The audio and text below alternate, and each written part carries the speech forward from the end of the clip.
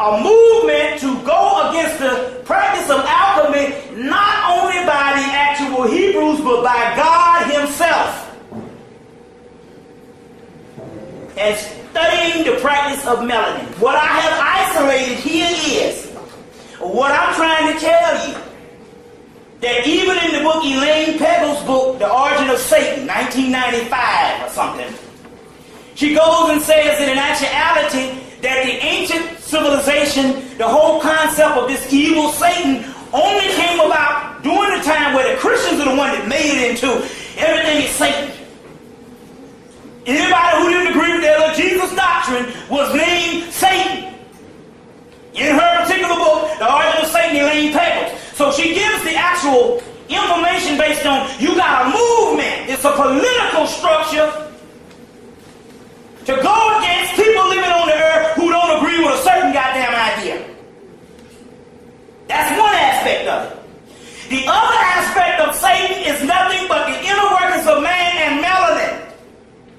And what I'm trying to tell you is what you call Satanism, or what they call Satan in the ancient term, is the essence of melanin, and it is the essence of who the fuck we are. That's what you got to understand. Now, let me line this thing up again on what's going on here, so you can understand, because we're not talking about some crazy stuff. Let me break this down in layman's terms. First of all, let me give you this scenario. How's about you walking down the street one day? Somebody comes, snatches you, knocks you out, put this helmet on your head, and weld it to your damn brain. And the helmet is giving you computer images of the same world that you live in. And when you wake up, you think that what's going on in the computer images is the same world that you live in. Meanwhile, the computer images or whatever is in your brain that you thinking is real brings on a doctrine to teach you that everything about your original self before captivity is evil and the devil and Satan. Then you will start teaching and learning against your original self. You see what's going on here? So everything that you have learned to be all good and obedient to God, I know this is hard, is in actuality in adjacent to what you really are. And everything in the scriptures of what you call organized religion teaches you against what your true self is.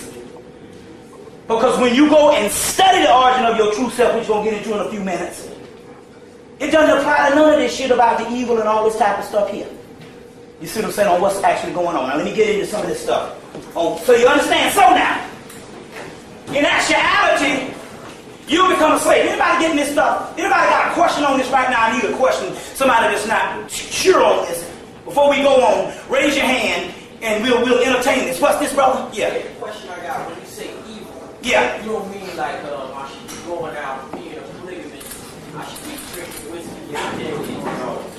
When you say evil as far as everything else, what's good in religion, okay. You don't mean that. Good question you asked. That's what I'm trying to ask. Okay, let me give you one example.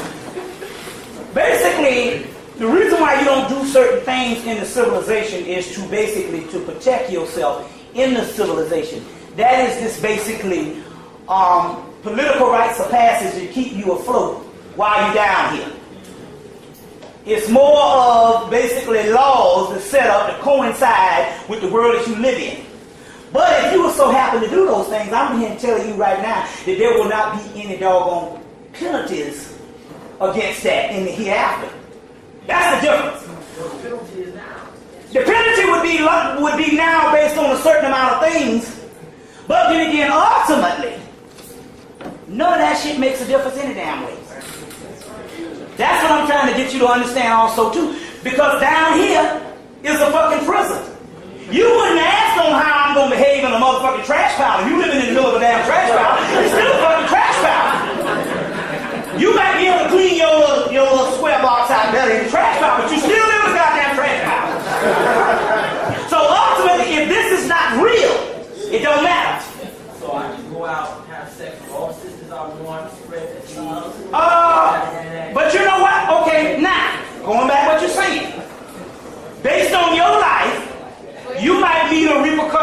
on physically, you might do some stuff, somebody might come and shoot you in the ass for fucking with their daughter. That's the law on that thing. But universally, you never existed. You don't exist now. So whatever you do down here don't make a damn bit of difference. It's only a series of events that don't exist. So ultimately, you don't exist. But, now, what we're talking about here is not necessarily a physical act. The physical act is just to keep things afloat so you can just keep living and hope nothing don't bounce into your behind. What we're talking about is a certain mentality that one believes that if you break the law in this city, that somehow it's connected with divinity. And it's not. Depends on your perspective. How can you break the law when a damn thief is running the motherfucking world? You ever thought about it that way? How the hell you gonna steal something when your motherfucking ass is stolen? See what I'm saying? This depends on your perspective. You see what I'm coming from? But we're talking about a greater picture. What we're talking about here is not in the confines of how you behave. We had rites of passages in Africa. There's some things were just given. Things were just taboo. Based on your humaneness. You just didn't do certain things. Later on, about 2,000 years, they became policy based on religion, and that's what's throwing you off. You thinking that your religion and your spirituality is based on how you behave, and it ain't got shit to do with based on how you behave. What I'm talking about here is a mentality to break a certain amount of programming to make you a slave.